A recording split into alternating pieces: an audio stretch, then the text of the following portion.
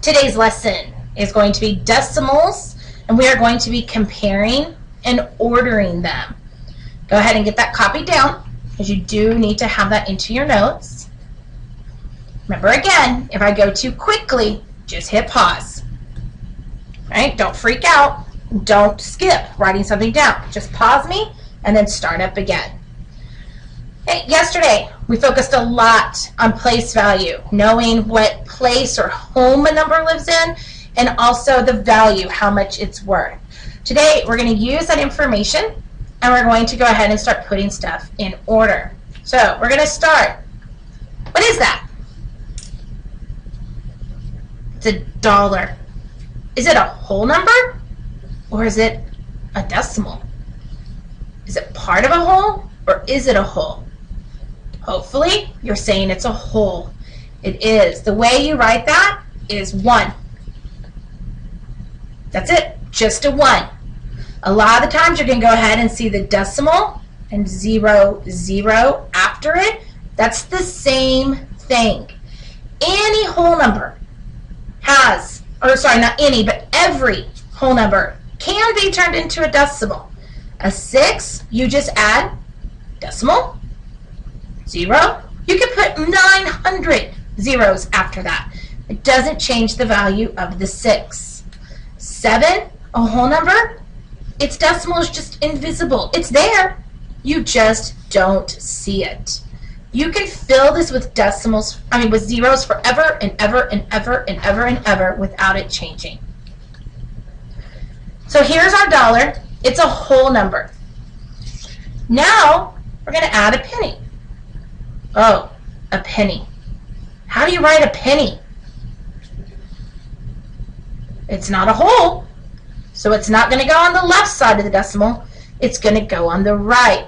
Now you have to think, how many pennies does it take to make $1?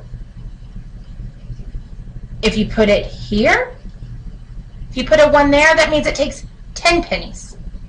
But you know it takes 100 pennies. So 1 penny is the same as 1/100th.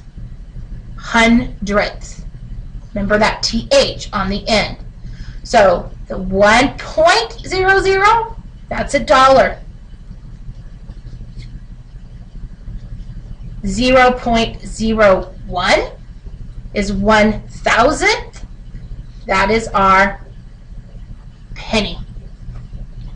So when we compare and order our decimals, what you need to remember is, doesn't matter how big or small these numbers are. What matters is where they are in the place. What place are they in?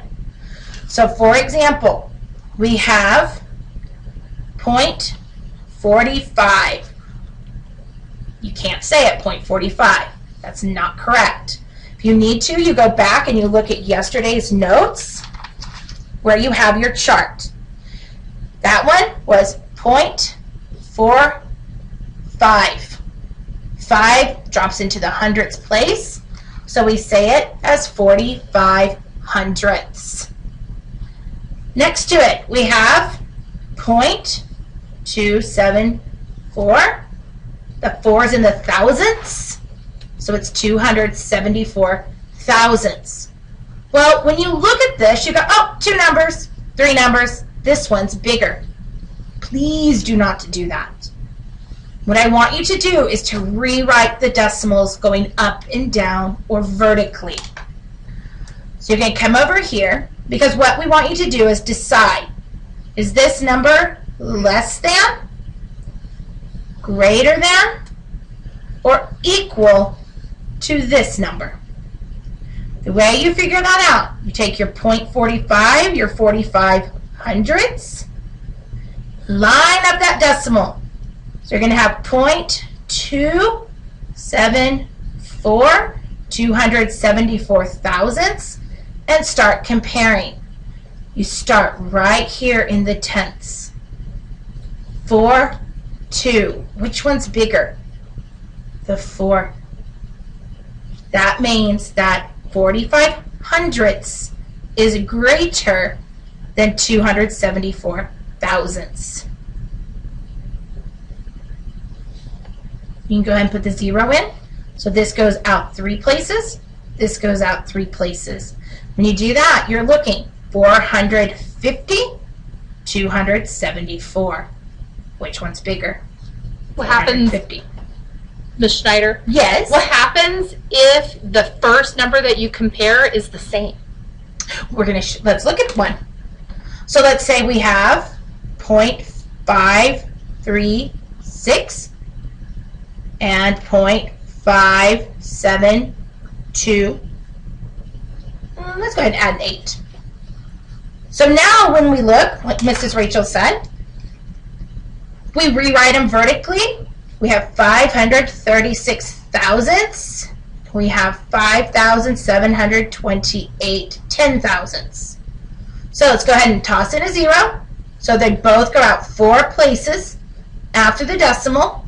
So we look, 5, 5, uh-oh, they're the same. So let's put in equals. No, not going to put in equals, we got to keep going. So 5's the same, let's cross it out. It didn't help us. Now let's look in the tenths place. The 3 and the 7. Which of those is bigger? Oh, you're right, the 7.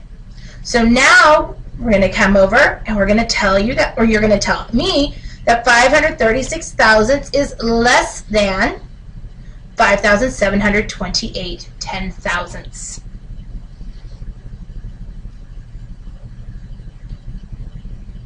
Good? All right. Okay. Now, don't forget that was a very short lesson. You guys should be okay with that. I'm going to do one example of putting numbers in order, and then you're going to go on to the back side of your paper and do your WSQ.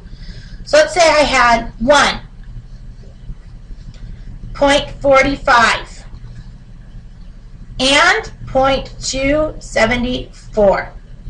And the direction said put these numbers in order from least, remember least is also smallest, to greatest. So step number 1, write the numbers vertically. Number 2, fill in empty spaces or places with 0. So we have 1. Now think, where's the decimal in that 1? Go back and look at that dollar. Remember, all whole numbers have that invisible decimal. So it's going to be point. That's really important because the next one is 0.45. The next one is 0.274. Whew, that looks really, really confusing. So I'm going to go ahead and I'm going to put in zeros so that all of these numbers have 4 digits. We have a 1, 0, 0, 0, 0, 4, 5, 0, 0, 2, 7, 4. We want them to look like they take up the same space. So now we want to find the number that is the smallest because we're starting with least. Well, we're going to start in our whole numbers. We have 1 and 0, 0. Which number is smaller, 1 or 0? 0. Okay? So we're looking at these 2 numbers. Now look, go over here into your tenths place. Which number is smaller, 4 or 2? 2. So in your list, 274 thousandths is going to come first. This is the smallest. That means the next smallest, because now you're going back, you're looking at 1 and 0. 0 is smaller. So you're going to have 0.45, and you can go ahead and keep that 0. It didn't have a 0 when the book or when I gave it to you, but the 0 in the answer is fine. Then our last number is going to be 1. Okay, easy way to think about it, 274 thousandths, 45 hundredths, and this is the only one that's the whole, which should have been a dead giveaway that it's going to be the biggest number. Go ahead and go to the back side of your paper. Don't forget to do your WSQ. If you don't remember what that is, look at the cover of your notebook. And then you have these 5 numbers: 15, 0.875, 3.236, 12.1, and 9.2783 that you need to put in order from least to greatest. Don't forget to follow your steps. Step 1, step 2. Okay. Just like Mrs. Rachel said, follow the steps. They're on the note side if you don't know what we're talking about.